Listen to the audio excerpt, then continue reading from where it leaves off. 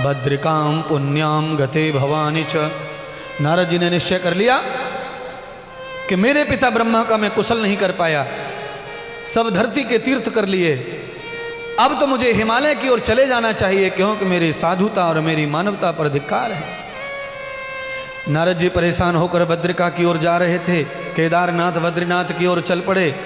तो मार्ग में नारद जी को कौन मिले, तो कहा व्यत कुमारस्य मूलाणाम। नारद जी का रास्ता सनत कुमारों ने रोक लिया। नारद जी जिस रास्ते से जा रहे थे उसी रास्ते पर नारद जी का पता चल रहा था लोगों को कि नारद आ रहे हैं, नारद आ रहे हैं। तो सनत कुमारों को भी पता चला। सनत कुमारों ने मार्ग रोक लिया नारद जी को, और नारद जी को देखा आकर के तो नारद जी के चेहरे पर बड़ी मासूमियत और बड़ा शोक। सनत कुमारों ने कहा कि नारद जी के चेहरे पर पहले कभी शोक देखा नहीं, आज क्या कारण है कि नारद जी दुखी हैं? नारद जी दुखी थे अपने पिता के कारण। पिता ब्रह्मा स्वस्थ हैं और नारद जी अब ज्यादा दुखी हो गए भक्ति के कारण, क्योंकि भक्ति अस्वस्थ है। नारद जी को मार्ग रोककर संत कुमारों ने पूछा, यावते कारणम भूय देवो ये व नारद। नारद जी आप तो सारी दुनिया का दुख हरते हैं, फिर आपके चेहरे पर दुख कहां से आया? दुनिया का दुख हरने वाला कभी दुखी नहीं होगा, ये शास्त्र कहते हैं। पर जन्म जन्मांतर का कोई अपराध, कोई पाप रहता है कि सबकी सेवा करने वाला भी कभी कभी बहुत दुखी हो जाता है। नारद जी का अपना कोई दुख नहीं है। नारद जी का दुख वही समाज का दुख है। नारद जी ने देखा पिता बीमार है, नारद जी ने देखा भक्ति बीमार है, ज्ञान और वैराग्य मूर्छित पड़े हैं, बूढ़े हो गए हैं, और ज्ञान और वैराग्य बूढ़े हो जाएंगे तो भक्ति प्रसन्न होगी ही नहीं। तो भारत की धरती पर 70 से 80% भक्ति बूढ़ी होकर के दुखी होकर पड़ी है, क्योंकि ज्ञान और वैराग्य समाप्त हो गया है। आदमी लालची होकर के, भोगी होकर के, विलासी होकर भजन कर रहा है। ना वैराग्य है न ज्ञान है, और ज्ञान और वैराग्य नहीं है तो बुद्धि अधूरी है। बुद्धि का मतलब भक्ति। आत्मा राम की पत्नी, बुद्धि के 2 पुत्र हैं, ज्ञान और वैराग्य। अगर ज्ञान और वैराग्य बुद्धि से दोनों ही मर जाए तो बुद्धि का अस्तित्व खत्म हो जाता है, बुद्धि को कोई नहीं पूछेगा। इसीलिए ज्ञान और वैराग्य दोनों चाहिए, ज्ञान और विवेक दोनों चाहिए, और वो भी जवान स्थिर चाहिए और चंचल चाहिए। उनके अंदर तेज चाहिए, ज्ञान और विवेक के अंदर। बिना ज्ञान और बिना विवेक का जीवन कैसा है? मरा हुआ जीवन है। और मैं नहीं चाहता मानव तुम्हारा जीवन मरा हुआ हो। नारद जी सनत कुमारों के बीच में खड़े हैं और सनत कुमार कह रहे हैं, आप चिंता न करो, आप जैसे महान मुनि पहली बार हमारे द्वार आए हैं,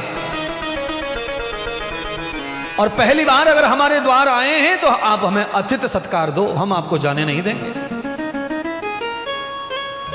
संत की सेवा क्या होती है, अतिथि किसे कहते हैं, ये कथा में आप सीख सकते हैं। अब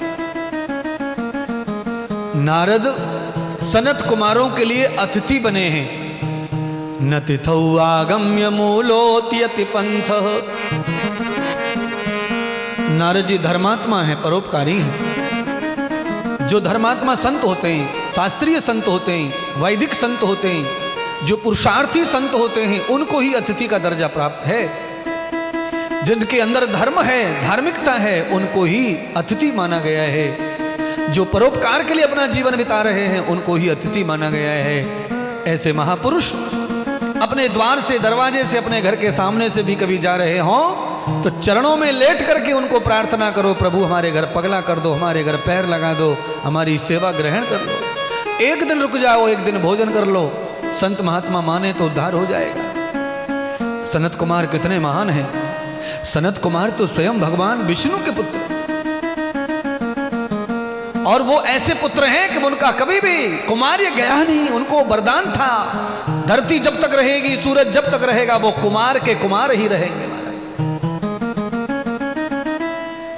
नारद जी से पूछा, कोई भी कष्ट हो आप हमें बताओ, पर हमें सेवा दो, हम आपके दुख हर लेंगे, आपके चेहरे पर मुस्कान ले आएंगे, पर आप हमें बताओ तो सही कि हुआ क्या है।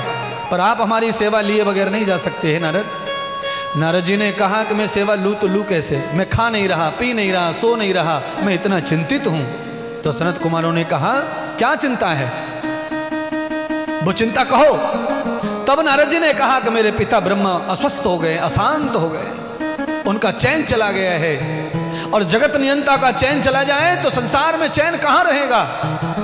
इसलिए हर समय मानव तुमको चाहिए कि ब्रह्मा की चिंता करो, ब्रह्म की चिंता करो, ब्रह्म का चिंतन करो, परमात्मा का चिंतन करो, उनकी चिंता दूर करो, तुम्हारी चिंता दूर होगी। उनका चिंतन करो, उनकी चिंता दूर होगी, तुम्हारी चिंता दूर होगी। परमात्मा वही कह रहे हैं। आज ब्रह्मा चिंता में पड़े ही तो समाज में चिंता नहीं रहेगी तो क्या रहेगा। सदगुरु भगवान कहते हैं राजन, नारद जी ने अपना दुख बता दिया। मैं सारी धरती पर भ्रमण करते करते गया हूं, पर मेरे ब्रह्मा जी का कहीं भी उपचार नहीं प्राप्त हुआ।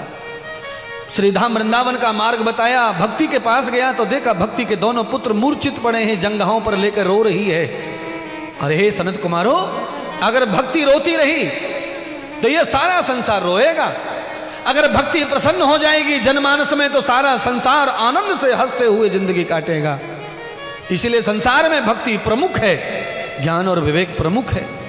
यावतम तत्वान भूयन्ते दर्शनम सर्वभूय लोकस्य युक्तां मानसे है कौमार्यम चतुर्यावध। चार कौमार ने नारद जी को वचन दिया, नारद जी आप चिंता छोड़ दो, आइए आश्रम में पधारो। नारद जी को सनत कुमार विश्वास देकर अपने आश्रम पर ले गए और आसन दिया और नारद जी से कहा कि हे नारद जी, भक्ति प्रसन्न हो जाएंगी, ज्ञान और वैराग्य दोनों जीवित और चेतन हो जाएंगे, और स्वयं ब्रह्मा जी प्रसन्न हो जाएंगे, परम शांति को प्राप्त हो जाएंगे, सब देवता तुम्हारे ऊपर पुष्प वृष्टि करेंगे।